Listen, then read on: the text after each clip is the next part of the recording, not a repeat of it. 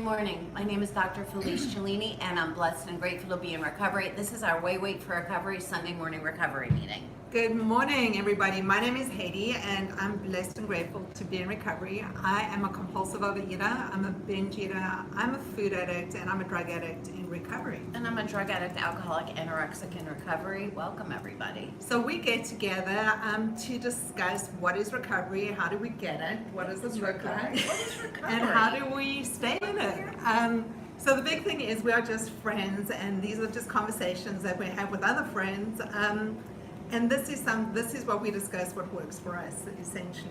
So, the interesting thing is, as we start heading towards Thanksgiving, for me as a food addict, I start getting certain fears and trepidations because I also had bariatric surgery a couple of years ago. And as much as we say it's not about the food, there was a stage where my whole world revolved around food and about getting more and eating more and not getting and not eating, and all those conversations of that serial dieting and that craziness that used to sit inside my brain.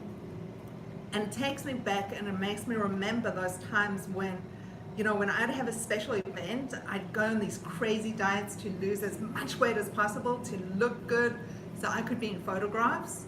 And then I'd go binge eat at the event and eat as much as possible and feel really uncomfortable, or not eat that much in front of everybody, and go home and stuff myself, and then start throwing up and start stuffing myself again, and then feeling really terrible, and either gaining back all the weight or all the weight and more.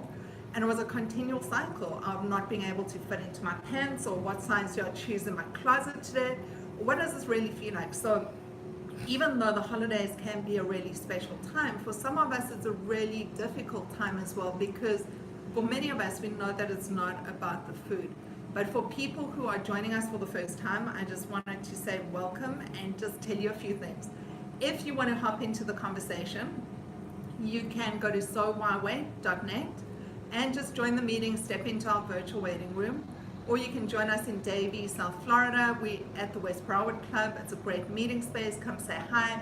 If you're live streaming us on Facebook, give us a thumbs up so we know that you are there. You can also watch us on YouTube. But however you're getting to us, welcome, because you're in the right place. Yeah, when you talk about holiday times and say, for some of us, I think holiday times are uncomfortable for a lot of people. Right. And especially when there's any kind of addiction at hand there. So when you say, well, I'm going to starve myself for a week so that I can binge eat on Thanksgiving, it's similar to an alcoholic saying, well, I'm going to, be there and I'm going to be drinking with everybody, so I'm not going to drink a couple of days before, and that never works out. So, and for some of us who just are addicts and will use anything, if I wasn't eating, I was drinking, or I was getting high, there was always something else of taking away that uncomfortability that I'd feel myself, because I get really uncomfortable in big groups. And I always feel like I used to, this is pre-recovery, because I can really talk up two phases in my life. One is when I was actively using and really beating myself up. And the other one is once I've stepped into recovery, how the world looks a little bit different. But I would always assume certain roles, especially around my family and with friends. And those roles were always exhausting. I was either trying to look in a certain way to them or perform in a certain way. So it would end up with me tending to overdo things. So I'd either start binging, smoking. For me, I'm an addict. It doesn't matter what I pick up. Yeah, it's so funny. You guys, Thanksgiving is a day to give thanks. Right? There's no rule that says, right, I have to go and eat like a pig and want to die after I eat because I'm so full. Like, it's not about that. We've made it about that. I think especially in this country, so it's a thing where everybody talks about what they're going to cook and what they're going to bring and what they're going to do and how I'm going to look and how many people are going to be there, and it's this whole big chaos, trauma kind of thing going on in our head, as opposed to bringing it back down to a day where I get to see my family, be with friends, and share the experience and give thanks for the things that we have. So simple, right? So, the funny thing is with my family, we'd had these big events. So whatever it was, whatever holiday there would be the whole build-up of what are you making? Let's discuss the recipes, who's bringing what. And then we'd sit at the event and discuss what we're doing for the next event and who's cooking what and bringing what for the next one and how it didn't look the same as the last one, or it was better, or everything revolved around the food instead of just focusing on the moment and each other and other things. Yeah, and then when we talk about any kind of addiction, food addiction, which is what we're going to talk about today, for us it's always about the food or the lack thereof, right? And it's always about what it is that we're going to do as opposed to how it is that we're feeling. And it's always about us feeling less than or not capable or not good enough or how we look on the outside, as opposed to just being in the moment, feeling good because we're there. And again, being able to be grateful for that moment instead of stuffing ourselves with something, with alcohol, with drugs, with food, so that we don't have to feel whatever it is we're feeling at that moment. So I want to translate this using your Aunt Selma. Okay, so Aunt Selma is, we always mention Aunt Selma, okay?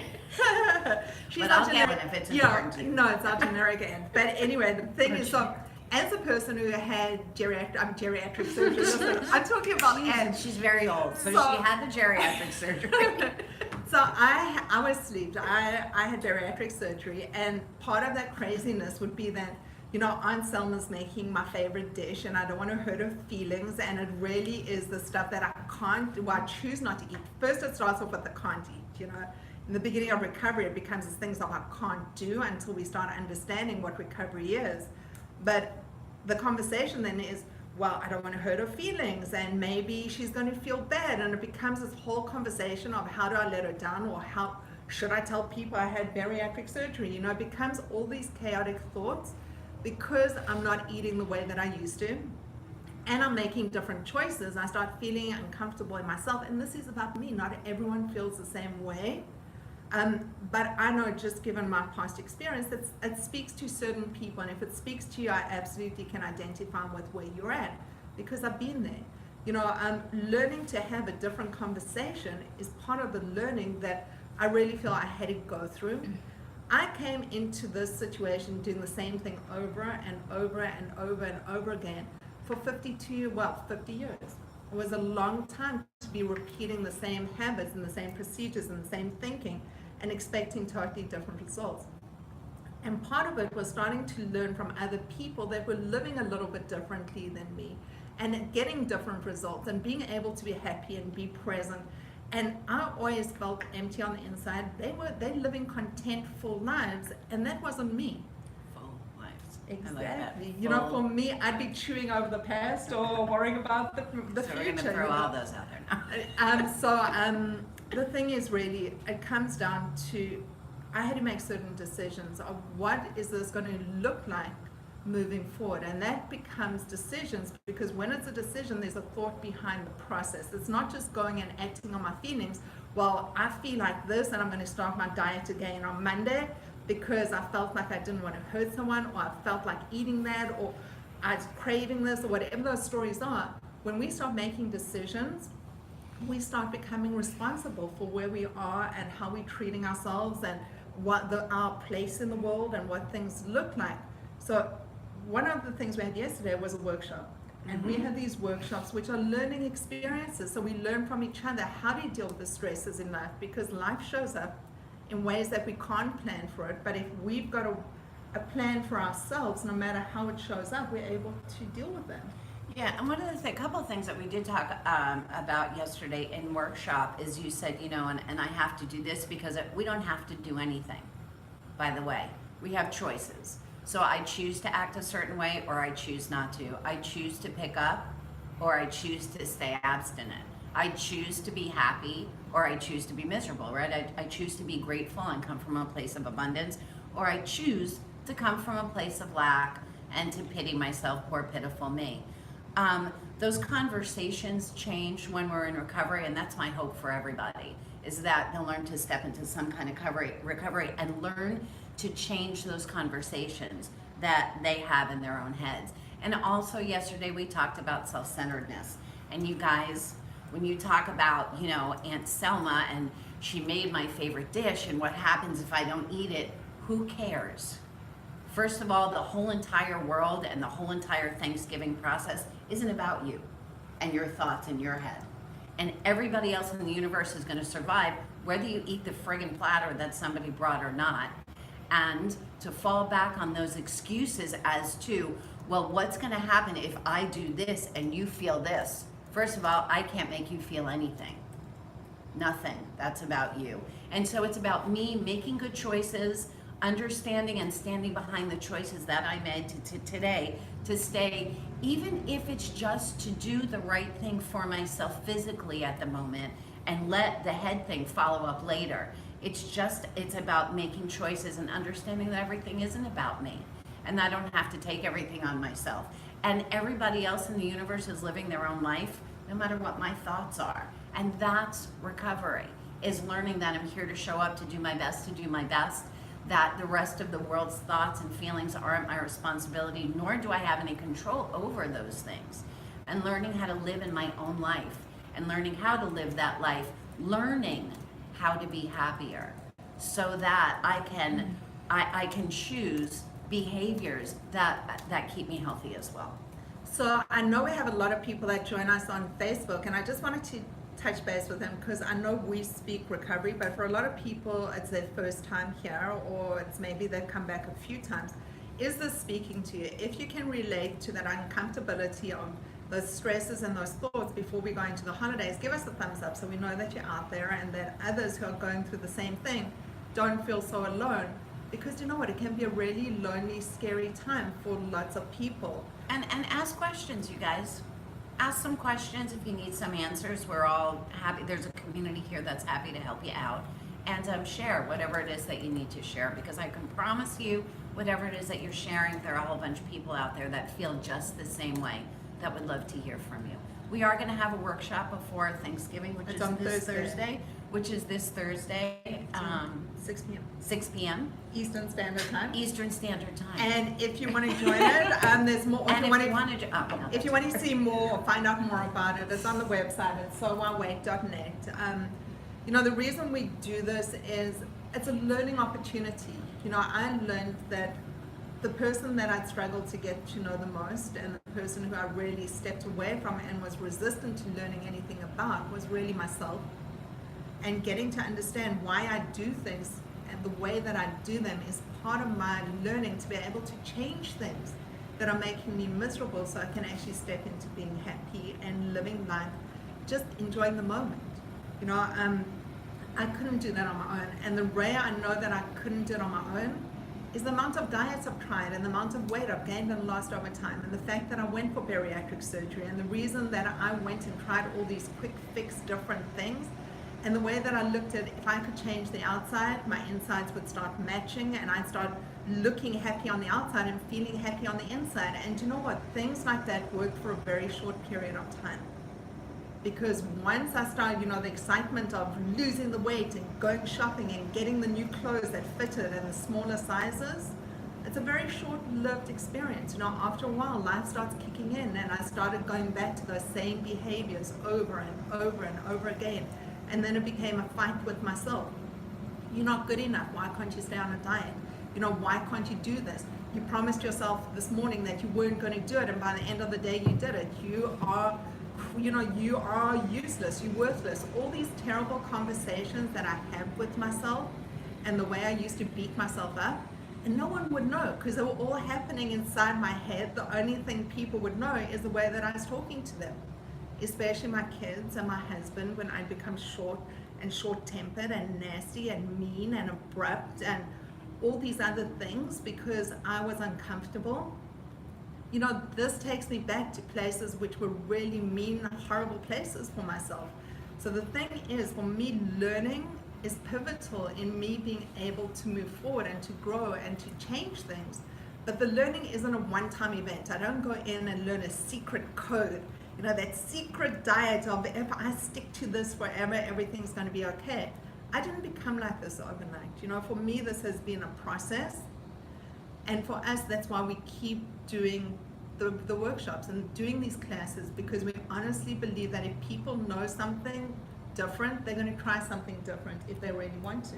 Yeah, you guys, when we're stuck and sick and scared and we're 150 pounds overweight, then we're 150 pounds overweight and stuck and sick and scared. And we had bariatric surgery, and now we're the weight that we wanted to be, and we're still stuck and sick and scared. And so when our feelings don't change, eventually our behaviors, once we can eat past that surgery, which you guys will all be able to do at some point, because I can't tell you how many of my patients come back after they've had surgery, and now it's 3 years later, and they had originally lost 115 pounds, and now they've gained back 130 pounds, and they have no idea of why or how, or didn't even know beforehand that this was a possibility. If you don't change what's happening inside, the outsides are going to change momentarily, and then it's going to go. Listen, if nothing changes, nothing changes, right? If you want something to change, you got to change. It's pretty simple. And so we're going to talk about those changes and what it is that we need to change from in here, not just what needs to change on the outside. You know, when we fix ourselves inside, the gifts of what happened on the outside come. That's second. First is us waking up in the morning happy, not waking up in the morning sick and scared, not wondering, how did I get to where I am? How did this happen? But understanding how it is happening and why it's happening, and understanding that we have a choice, that we can choose the way that our world is going. Not choose what's happening outside of us, but choose what's happening inside of us, so that we can be happy. The skinny's gonna come, but the happy's gotta come first. So I wanted to just say something to all the thousands of people that join us on Facebook.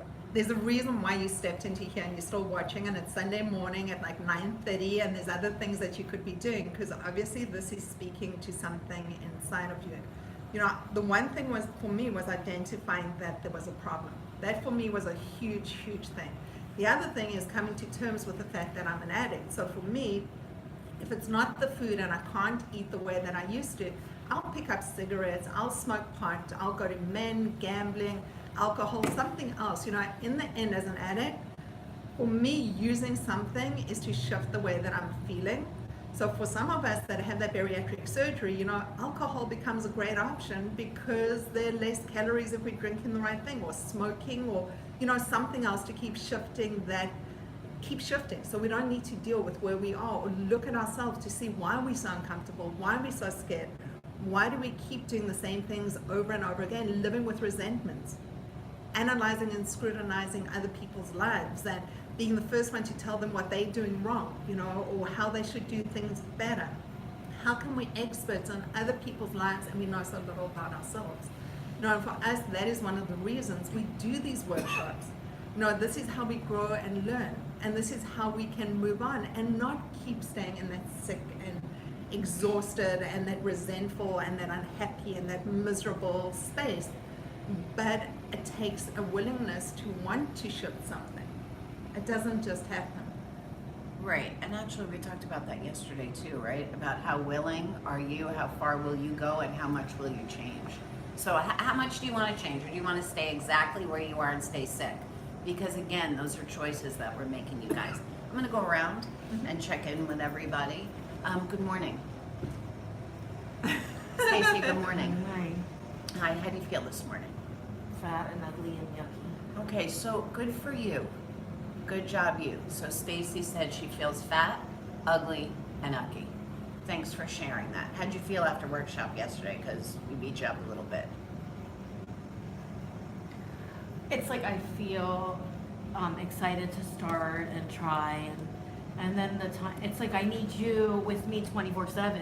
That's very expensive, you guys. Exactly. So I don't know. I don't know. Did you? I'm not here because I'm healthy. I'm here because I'm sick. Right, we're all here because we're sick. So that just makes you one of the crowd. So congratulations, you're one of us. So I mean, officially. getting started is, I do it for an hour, or I do it for 5 hours, or whatever. But then, Did you do your gratitude list last night? I did. Okay, good girl. So you did start, right? And did you do your food No. planning for today? Why? Right. Why? So the thing about starting something new, you guys, is to start. It's a choice. So remember, every time we make that choice to do something positive, every time we make that choice, we feel better. Okay, so that's taking you out of victim mode and putting you into this is my life mode. Now, it's scary to step out of victim mode, because when it's poor, pitiful me, all of this stuff in life is happening to me. It lets me stay sick and stuck and scared. Once I say I'm going to make a choice to do something else, kind of puts me in that driver's seat, and I'm going to drive. That drive is scary because I don't know where it's going to, and I'm afraid to say, well, this is what I'm going to do, because what happens if I fail? But we're failing ourselves anyway, man. Right? Whether we're putting it out there I or don't not. understand how all this is just about food. It's not about food at all, Mamala. It's about you. We talked about willingness. It's about you being willing to do what's asked of you so that you could start changing the things that you're doing. That's simple. I'm going to do my gratitude list, and I'm going to write my food prep for the next day because I was told to. Simply because I was told to. Are we telling you to do anything horrible or bad? Jump off the building? No, of course not. So you need to ask yourself, where's the resistance? Why are you not willing to do this one little thing when you're willing to hurt yourself every day? You're willing to hurt yourself every day. How about if you find some willingness to do what's asked of you and let yourself know that you're willing to help yourself today? That's all I'm asking of you, is the willingness to get well. Yes? I'd love to say something. So one of the toughest things for me to start working on in the beginning was that willingness, and wanting to do something took action. It took me doing things. I spent so much time in my head of things that I want to do and things I don't want to do. My life was so governed by my feelings. But those feelings put me in a place where I was doing things that were so unhealthy and so bad for me. And those feelings, when I kept listening to me, all I wanted to do was use and keep doing things the way that I've been doing, because that's what I was comfortable doing. The thought of doing anything else became the biggest resistance in my life, where in my head is, I don't feel like it, I don't want to, what does she know, why should I do this, I got better things to do, it's been a long day, it's exhausting, and all those conversations. And it used to take me so long to put together a gratitude list, which is just saying thank you for 3 things that were really good in my life. And it took me ages. Today it takes me a couple of seconds, but it just took that action of just doing it. No matter what I was thinking, no matter what I was feeling, no matter how much I didn't want to, I just did it. And that was part of the transition for me. So it's just taking that step. It's okay to say this is what I'm going to do tomorrow and not accomplish it. What's not okay is to say, well, this is what was asked of me, and I'm not even going to take that first step, because you're keeping yourself sick, baby. Why are you keeping yourself sick? Because, hi Susan, good morning, best mom ever, who says, transition sucks, right? But it's great when you get to the other side. The fear of the unknown is the fear of the unknown. We're scared of what we don't know. We should be more scared of where we're at, right? Because where we're at is scary. You're sick and you're suffering. And I don't mean just physically sick, because I know that you're physically sick. But in here, man, you're sick. And so I'm asking you to do what it is that I've asked you to do. Whether you follow through with the meal plan the next day, we'll see. But you're not giving yourself a chance to get well. I'm asking you to give yourself that chance to get well. That's all I'm asking of you. Okay?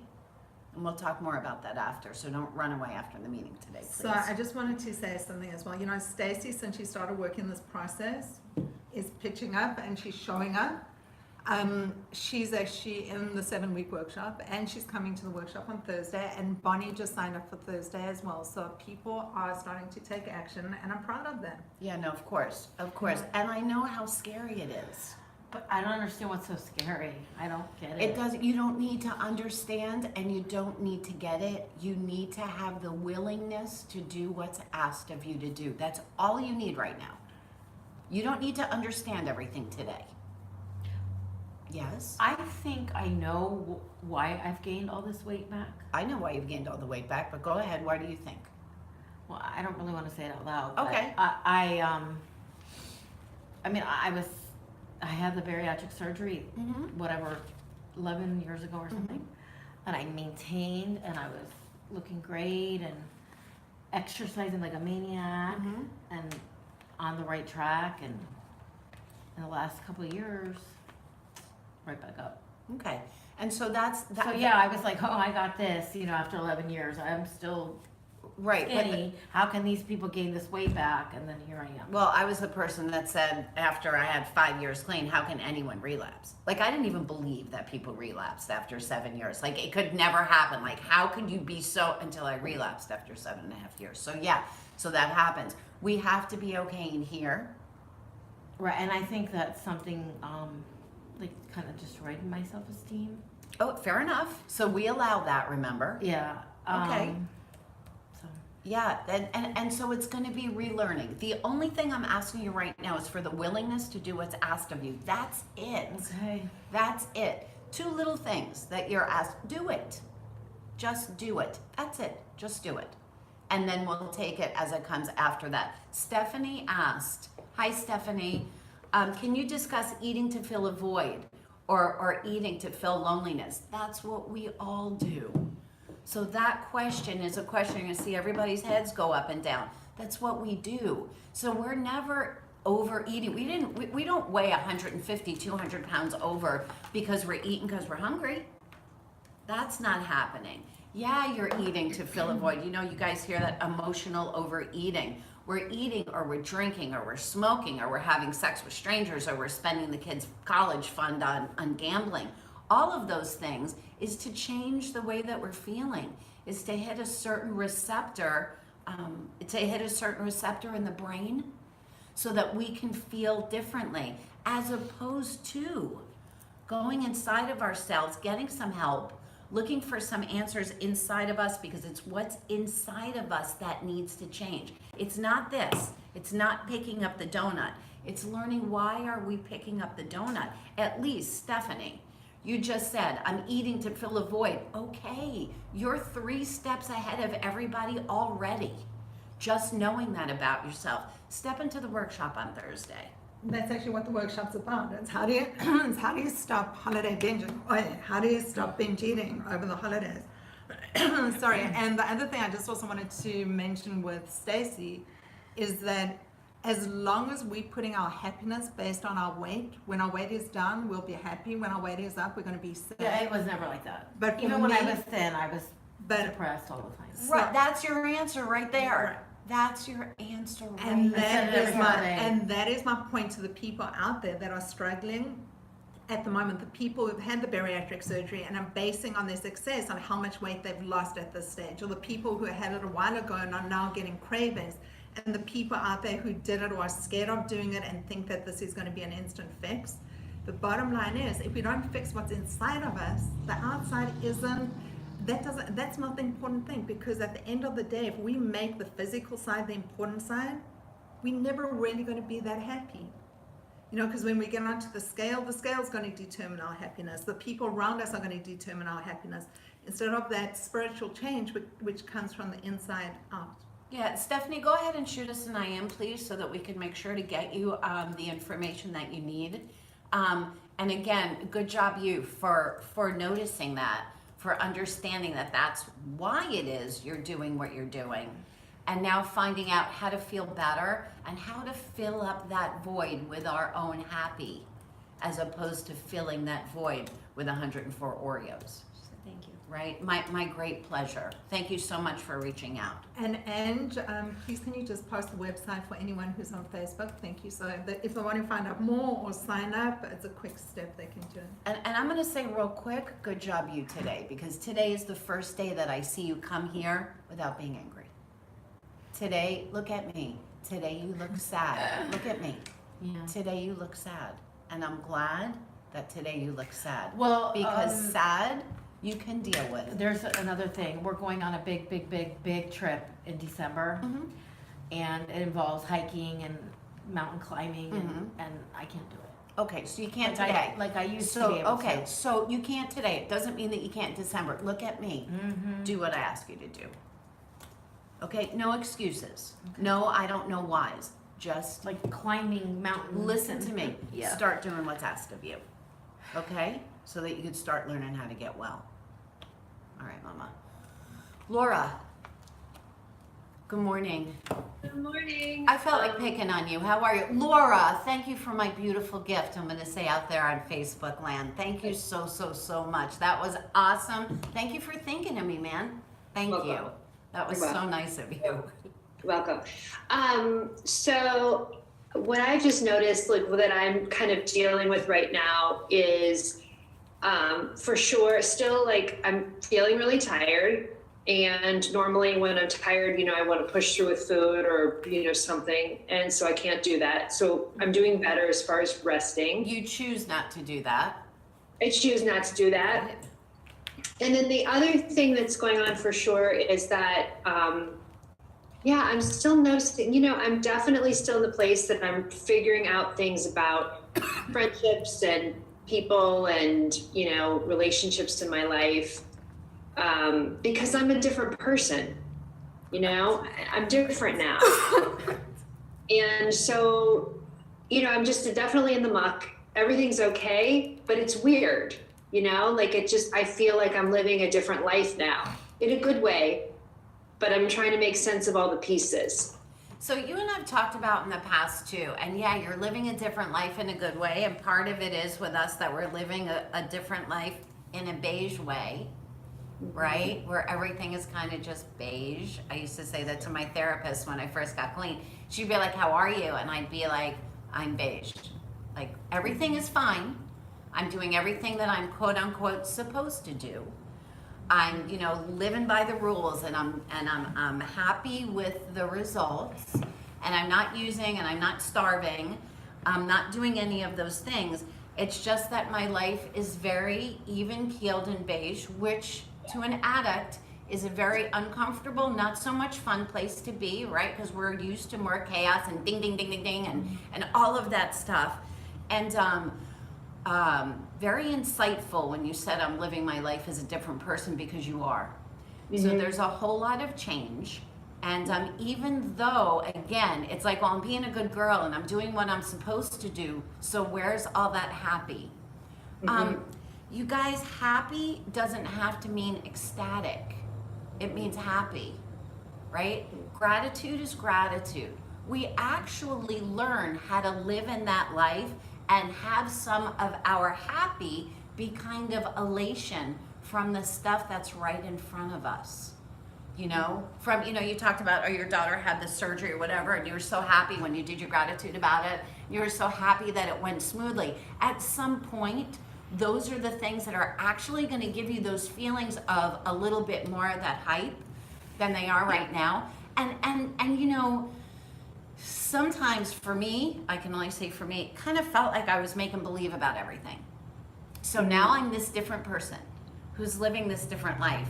So it's kind of all like make believe, because I don't know if I'm actually being authentic to who I am now, or if I'm being authentic to who it is that you expect me to be now that I'm clean. Yeah. And how do I figure that out? Yes. Yeah. So for me, I used to be super boisterous. Boisterous and fun loving and just good times. We have a good time, right? And it's like now I don't know how to explain it. I'm, for the most part, I'm pretty calm. I was thinking, I'm pretty, as you said, beige. I'm pretty even. There's no, but I used to be always fun loving and whatever. And now I'm just sort of chill all the time.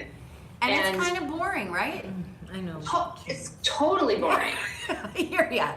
And so it gets unboring. One of the things that you'll find, and I talk about being of service, is about getting out of your head and doing something for somebody else and getting that buzz from that. Even if it means, listen, you're well educated, walk into some kind of women's group, for underprivileged women. Yes. Find out how you go into a prison and tell a bunch of women your story about recovery. Yeah. I'm not kidding. Find out how you do something like that you could look forward to, that I can promise you when you leave, you're going to feel that buzz, man. Because you're going to be doing something out there for the universe, getting out of here, having that little bit of angst, which sometimes that angst, especially you guys, for very highly intelligent people, it's almost like we need that edge, or we need that angst, or our brain is used to that type of buzz. And so we can do that stuff in a positive way. That doesn't mean that we're killing ourselves in the process. And I'll talk with you more about that. But what you're saying is so friggin' important, man. It's like when we first get clean, and we have all of that chaos out of our head that was driving us. Chaos. It's difficult at best. It's doable for sure. And you're gonna have time still where you feel that, yay, which is what you're missing right now. Yeah, I'm missing it. Yeah, I know you are. This is such an important and such a great topic. You know, as an addict, I did things because I felt good. They started off feeling really good in the beginning. So I lived life like living in infatuation. I needed that buzz, that adrenaline rush. It was either at work, it was using, or it was being with friends, being the person on the table. Like I was that fun person. And then I became really boring.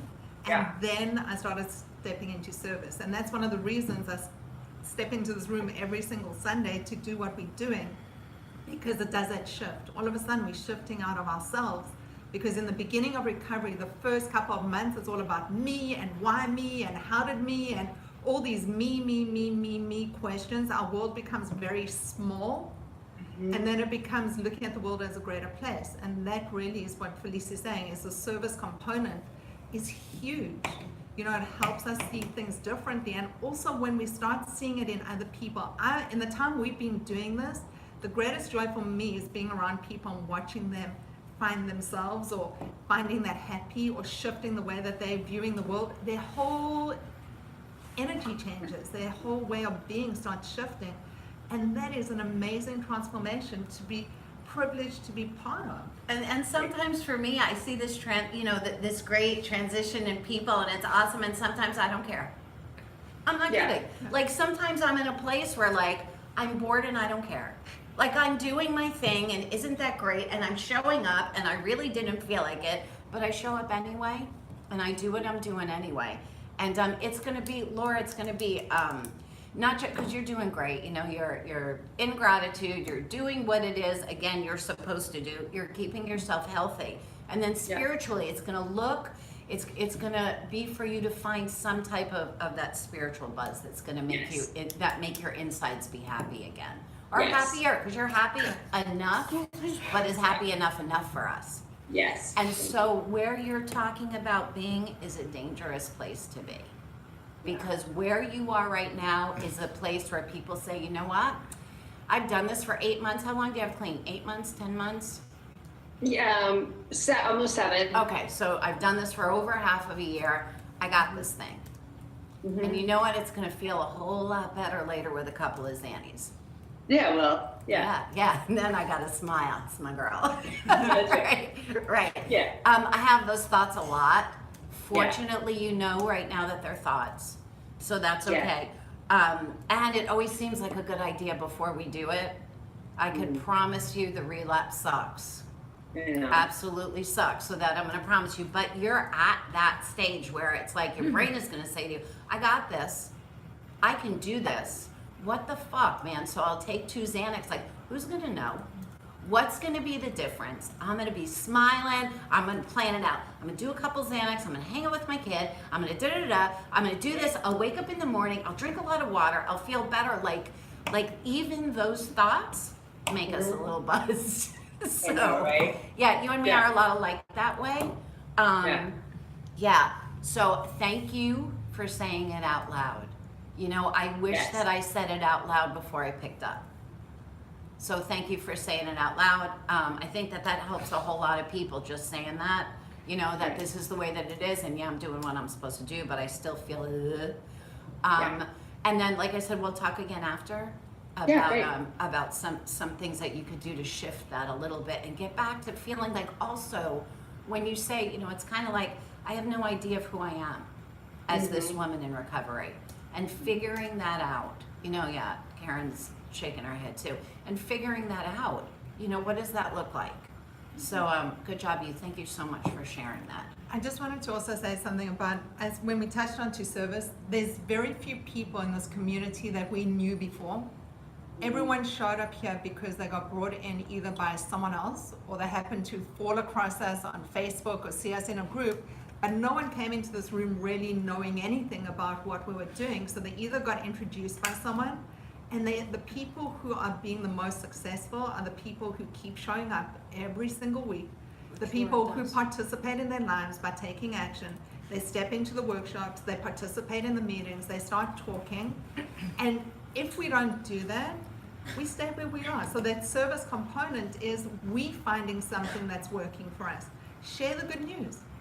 You know, there's easy ways of doing it. If you're not ready to step into a workshop, give us a thumbs up, invite a friend, tell them about the meeting. You know, there are many ways. Start writing on the gratitude list. If someone else, if you can identify with what someone else has written, tell them, liked it, or yes, I absolutely can relate. You know, what keeps us sick is when we sit in judgment of other people. What starts us getting healthy is when we start identifying with what other people are actually putting out there. Then that sometimes other people tell our story that we're not able to tell for ourselves at that time. And that's part of our learning. Thank you so much, Laura. Liz, good morning. Good morning. So Liz, little bit of a shift, right? Yesterday in the way that we were talking about stuff and thinking about stuff in workshop. Yes. Yeah. I'm not going to talk about that though. No, nor am I going to ask you to. Otherwise, I would have just called you out in it and said, "Hey, yesterday when you da-da-da," which I didn't. I'm just saying it's nice to see that little bit of a shift. And I'm going to tell you when we talk about willingness with people like Laura who say, "Okay, I'm going to listen." With people like Liz who say, "You know what? I'm going to listen, or I'm going to do, or I'm not going to do, but I'm definitely going to listen and see if there's another way to look at things." I'm listening. Yes, ma'am. I know you are. I didn't say that you weren't, Mama. Okay. Go ahead. I'm going to shift gears on you guys. I'm not having a beige day. I'm having a, one of those like sunset pink and orange. I'm having, like, I woke up feeling really happy, and another little metaphor, like, remember like the last day of school right before summer vacation and like the weather is perfect and you roll down the windows and your favorite song comes on the radio and you just blast it. Like, that's kind of like happy I'm feeling today. Awesome. And yeah, it's really cool. And so anyway, last night we had a family dinner with my parents and my fiance's parents. It's the second time we've gotten together, and it was just a really good, gathering, good food, good company, and I've been sharing with all of them, my recovery and, talk about this community and, some of the things that we talk about. And my fiance's mom actually shared a really funny story about something crazy she had done in the past, and we just all had a good laugh, and it was just a really good time. And so that's all. Just happy. Yeah, and I'm so happy that you're happy. And when we first met, you were angry. Yeah. So, and discontent.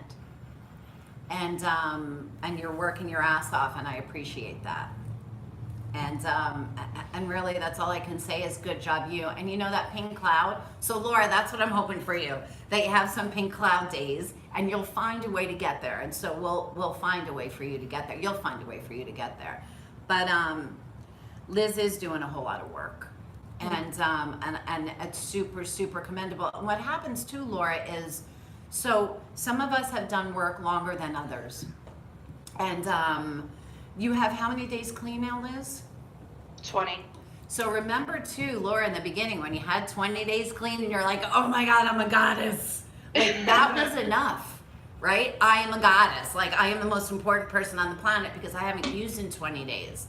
And it gets beyond that where it's like, okay, now I'm bored. I haven't used in 6 months. I remember Angeli used to say, "I can't believe people have cravings. I can't believe, how could people have cravings after her surgery? I can't believe people have cravings." Until it was like, how many months? 6 months or something? Something like that. Yeah, Angela had 6 months clean, and she was like, "I can't believe I'm having cravings." And so that was like a really good shift to see, a really good realization for her as well. So there are a bunch of other things happening. So whether you've had surgery or you haven't had surgery or whatever, you know, for alcoholics, we don't have surgery. After 6 months clean, it's 6 months clean no matter where we are. And after 6 months clean, and we're not just high in the fact that we're not using. A lot of times our feelings come up and our cravings come back, or our feelings don't come up and our cravings come back anyway. And it's finding out how do I shift my mindset so that I can feel better. I'm really happy for you, Liz.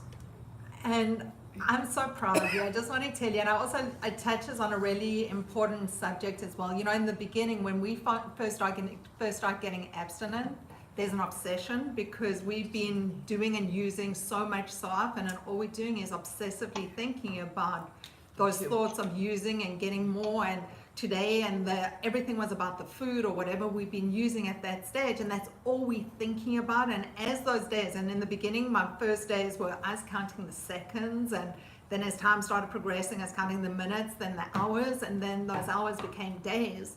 But in the beginning was really, really difficult. And with a little bit of time underneath my belt, essentially, I still had those thoughts, but the behaviors and that obsession started lifting. You know, I still got the cravings and I still got the feelings and I still got the thoughts, but there weren't compulsions to pick up and start using. So I could start seeing other things in my life and getting involved in other things in my life. And my head started clearing up a little bit. So when we're talking about that, it's really important with the abstinence to start getting into it so we can start clearing up that fog and start being in a place where we can start doing things a little bit differently, because that's the biggest component for me, was actually putting down the food. I mean, essentially to start the process. Right, and with Liz, she's been in all the workshops and she comes to meetings, and so good job you. She's doing all that work, which is right. awesome. And we're going to see you Thursday at the workshop as well. Awesome. Tammy, hi, hon. How are you? Unmute yourself. Hi, Hi. how are you? Good, how are you? I'm good. So I'm going on 9 days of abstinence. Good. Girl. Awesome. Good girl. Yay. And yeah, 10 days ago, I felt fat and icky. And it's really amazing how I have to do what I need to do. And I am doing the gratitude list, and I'm meditating, and I have my plan of eating. And all of a sudden, it's funny how your mind works. I feel light and skinny again. So, and here's the thing. You're feeling light and skinny again because of the stuff that you're doing. Yeah. And my hope for you is you're going to feel light and skinny again because spiritually you're changing. Step into workshop. Thursday workshop is 6 to 8 o'clock. Okay. Be there or be square, man. I'm not kidding. Learn how to change not just your eating habits, because that stuff ain't gonna stay with us, right? Right. It's going to Right. in the beginning, and you will feel so much better because, of course, you're not waking up in the morning and doing your best to kill yourself today, which is awesome and commendable. Right. So good job, you. Thank Now you. it's about changing what's happening in here. Yeah. Otherwise, in 30 days or 3 days or 3 years or 3 months, you'll go back to what you know. Yes. Oh, yes. Right? Because And remember, it's that not about the happens to me. food. But Right. you do have to get abstinent so that you could get some recovery. So good job, Yeah. you. Thank you. I'm really, really glad. Good job, you. Karen? Good morning. You know, what you and Laura have talked about this morning in terms of, I don't know who I am, but my head goes to chaos in a negative way.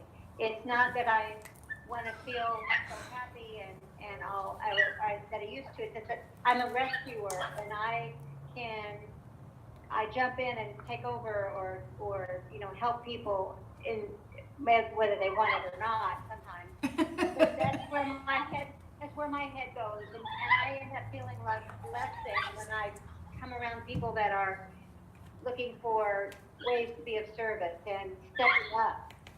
If that makes any sense. I'm sorry, I'm having trouble with my little face. You don't need to say you're sorry. You're awesome. And yeah, I get to. So remember, Karen, with you, with all of us, your default is your default. Our default behavior is our default behavior. You're working through that. For you to step into the chaos is what you're used to. For you to take on everybody else's challenges, which have nothing to do with you or you can't change anyway, which cognitively you understand, is still not where your behavior is taking you, right? And so we've had that behavior for a whole lot of time. And we learn to change our behavior as time goes. And for the scholars in the room, unfortunately, this isn't about cramming for a test the night before and getting an A. Or studying like a lot of us for 30 minutes where everybody else is studying for 6 months, studying for 30 minutes and getting the A. Right? And we're addicts. So that's what we would prefer to do. I just studied, I got the A, you know, now I should remember, retain, go on, whatever. It unfortunately, maybe fortunately or unfortunately, I don't know, doesn't happen like that.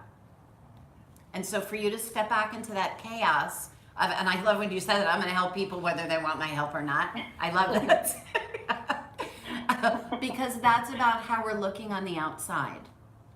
Yeah. A lot of that is how we're looking on the outside, right? And learning just to be comfortable inside of our own skin and doing what we need to do for us. And remember, chaos still is stimulating those receptors in the brain, still giving us that buzz, right? When I'm caught in the middle of stuff and I have this in my head, and I have this in my head, and I'm thinking this, and I really should call this, and I'm doing this, and blah, blah, blah. I don't have to take any look at myself, by the way, when that's happening, because I'm gonna fix you so I don't have to look at me. Yeah. Yeah. And I know that you know that, so awesome for you that you know that. And we keep working on it, right? Absolutely. Yeah. Not giving up. Yeah, thank you so much, Karen. I'm gonna get to Christine after. She doesn't. Okay, She doesn't all want right. Good to see you this morning. Bonnie, what's up, girl? Hey, I got to my meeting early, so I'm glad to join. Good. And I enjoyed the workshop a lot yesterday. It was wonderful. And just being more honest with myself, I want to say this is the second time I posted my gratitude in my main Facebook page, but what I realize is that my friends are my friends. Like, whatever I have to say, even though I feel freer saying it in the private Facebook page, I always laugh when I share the same thing about what's happening in my life. So I saw, like, instead of being, oh my God, like, I can't believe I did that, I realized who I am is who I am. So that was good. And thankfully it wasn't anything too serious. Of what I was sharing. And so when we talk about our gratitude list, that's me being grateful. If you think it's awesome or you think it's stupid, okay. I don't care. It's my gratitude list, right? So remember, if that's our intention, I'm going to share my gratitude list with my peeps because that's a thing that we do together, right? And that makes me part of the cool kids. And then if I share it on my Facebook page, it's for me to put my love and my joy and my positive energy out there in the universe. And if somebody likes it, I never look to see how many people like my gratitude list. I don't care. I mean, I don't care, meaning that it doesn't change my life or my world or the way that I feel. I feel grateful because I feel grateful. Whether that turns you on or not, okay. You know what I mean? And so it's you learning more about you and about just saying your own truth, not because the outside world approves or not, but just because today this is my truth and I'm comfortable with that truth. So good for you. Yeah, I liked it. And I had a concern. I was going out to dinner with a group of friends yesterday. I did look at the menu beforehand, so I knew exactly what I was going to order, and I stuck to that, which I was really happy about. And it was so much fun. And I have this thing that other people are going to be compulsive, or other people are going to be ordering so much at the food, and all these people ordered pretty much. Actually, they copied, one lady copied what I did. So I thought that it was interesting. I have this judgment that people have a handle on their food, or they could eat whatever or drink, and it doesn't even matter. I didn't even care. I just was happy I found what I could eat and ate it and enjoyed the camaraderie and the dinner and everything. Yeah, and somebody else's compulsion about their food is none of your business. Right? Right. That's not for you to say or for you to judge or for you to change. It's about what you're doing today to stay well. That's all. If we make it so simple, what am I doing today to stay well? The other, you remember when you're little and your parents are like, well, if Bobby jumps off the bridge, are you going to jump off the bridge too? It's basically that simple.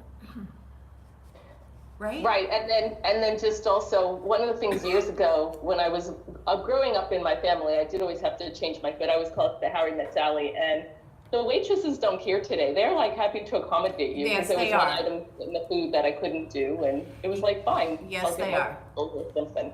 Right. So being bold and not being ashamed of, oh my God, I have to change my food and order a certain way. You know what? Nobody cares. They don't. So when we talk about self-centeredness, nobody cares. All of that chaos and drama is in your head, and if somebody else does care, F them if they can't take a joke, man. Yes. Are you being interrupted? Yeah. I am. So, because we only have 5 minutes left, and I need to just share. Okay. I want to share. Yeah, go ahead. So yesterday we had a meeting. I don't usually care if I share or not, but today I have something important to say. Actually, sometimes you do care if you share. So today said- you want to share, so I good. said usually. Okay, good. And so yesterday we had workshop, and I actually got a lot out of it, more so than usual, because I've done this quite a few times already, and I thought, well, I'm not going to get much out of it, but I kind of got to see. I know recovery is very cyclical, but for me in this sense, I talked to Liz after I messaged her last night. I got a lot out of yesterday because I got to see some things that I would like to work on for myself. I realized that right now I'm like fearful of certain good things that are happening in my future, but I guess I'm going back to my normal of being scared.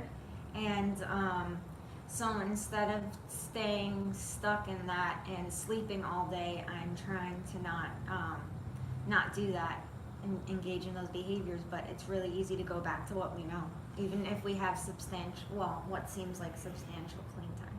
Right, and remember, clean time and recovery are two completely different things. Right. Right, and so sometimes we have 10 days clean time and we feel like we have 1,000 years of recovery. And sometimes we have 1,000 years clean time and we feel like we have a second and a half or negative a second and a half as far as the recovery goes. And so yesterday, we talked in the car after, and so Angeli was doing that, like she was like all excited, and Liz talked, and and I kept saying to myself, like, yeah, like that's the way that I feel, which was the truth. And we talked about, Liz, you shifting your perspective, right? And looking at something a little bit differently, perhaps that was going to help you. And about letting go of defensiveness and about just being authentic and showing your heart and what does that mean? And being afraid of what an outcome is before that outcome happens, and knowing that even if it comes out that way, like who cares, right? Then I'm going to show up and be my authentic self. And Angeli, when I was saying, I don't remember what I was saying, and Angeli's like, yeah, even when you say to me, like, wow, I'm sorry you feel like that, she's like, I always think you're lying. I'm like, okay, okay, that's about her, it's not about me. And so just accepting the world the way that it is, looking at stuff a little bit differently. And with Ange, I'm gonna tell you, Angeli's very smart, book learning wise, and cognitively also, a lot about a lot. And spiritually, there are times when you don't know anything about anything, just like the rest of us. Right. And that's one of your downfalls, and one of the downfalls with a lot of people that are very intelligent, that are in recovery. It's like, yeah, okay, I've been doing this for the year and a half, and I got this, and I know this, and there isn't shit that you guys are going to teach me today, until today. And actually, to add to that, I just want to say, like, to hear Laura and Karen, because I've known them, I think, out of everyone up there the longest. So I know Karen's walked through recovery with me since like a while ago, maybe since last year. And so to hear Laura and her say that just not knowing what that happy is, I was like, oh, that's a normal thing. Because sometimes, and I know this is my ego, I think I'm not supposed to feel like that. Like I have however long I have, like I'm not allowed to feel like that. And should I say something or shouldn't I? And so for you guys to just talk about it authentically really helps. And Liz, like I said yesterday, I appreciated that. So thank you guys. Sorry to cut this short, but we got a minute left. So I just wanted to quickly touch on a couple of things. People have been asking about connecting with each other because they really like the way that we speak to each other. On the website, we have a private website, it's sowawake.net. The reason it is there, so it can be anonymous. So people who are uncomfortable about what their friends say, it's a really private space. Message people there so that you can connect with them and you can converse with them outside the meeting. There's also a past meeting archive of all the old videos that we have on YouTube. And also, just as we're talking about gratitude, we're grateful to Ahmed and to Angeli, who step into service every single week and are here to help us get the meetings going and keep them going. And to the West Broward Club in Davie for this amazing space. And we've got the workshop on Thursday. There's still some time to sign up. It's a great learning experience, and I say this from the bottom of my heart. Do something for yourself. Give yourself the gift. And do you want to take us on? I want to say something real quick. Real quick? Yeah. Free workshop giveaway this week. We're gonna give away to 2 people. Okay, good. So Kurt and Stephanie. Okay, Kurt and Stephanie got free workshop. Thank you for showing up, Kurt and Stephanie. I am so blessed and so grateful for every one of you. Thank you so much for being a part of my recovery. My name is Dr. Felice Cellini. This has been our Why Wait for Recovery Sunday morning recovery community meeting. And I'm so blessed and grateful to be in recovery. My name is Haiti. Make it an awesome week, and I love you. And peace out, everybody. Peace out, everybody. Thank you again. Gratitude. Ange, can you shut off the Facebook, honey? Yes. Can I do my job?